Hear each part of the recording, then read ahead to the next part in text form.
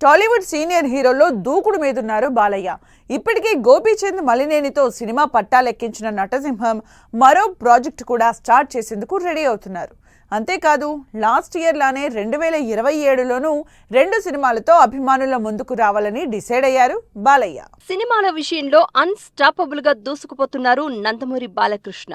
మామూలుగా ఒక సినిమా పూర్తయితే కానీ మరో సినిమాని పట్టాలెక్కించని బాలయ్య ఈసారి మాత్రం తన రూటే సపరేట్ అంటున్నారు. సీనియర్ హీరోలు ఒక్కో సినిమాని కంప్లీట్ చేసే పనిలో ఉంటే బాలయ్య మాత్రం ప్రజెంట్ గోపీచంద్ మలినేని డైరెక్షన్ లో నటిస్తోన్న సినిమాతో పాటు త్వరలో పట్టాలెక్కే కొరటాల మూవీని కూడా ప్యారలల్ గా చేయాలని డిసైడ్ అయినట్లు న్యూస్ వినిపిస్తోంది. నందమూరి బాలకృష్ణ కొరటాల శివ కాంబినేషన్ లో సినిమా ఓకే అయ్యింది.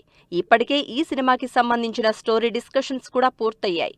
మే 1st వీక్ లోనే Balayya Koratala project grand launch ఉంటుందని టాక్ వినిపిస్తోంది.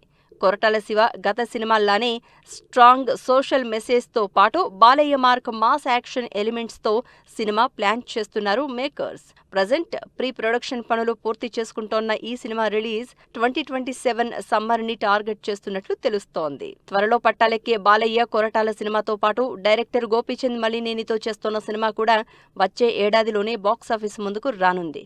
ప్రస్తుతం జన్వాడ గుంటూరు కారం సెట్ లో షూటింగ్ జరుపుకుంటోన్న బాలయ్య 111వ సినిమా వచ్చే ఏడాది సంక్రాంతికి విడుదల చేసే ప్లానింగ్ తో ఉన్నారు మేకర్స్. కాజల్ అగర్వాల్ బాలయ్యకి జోడీగా నటిస్తోన్న ఈ సినిమాలో మరో హీరోయిన్ ని ఫైనల్ చేసే పనిలో ఉంది టీం.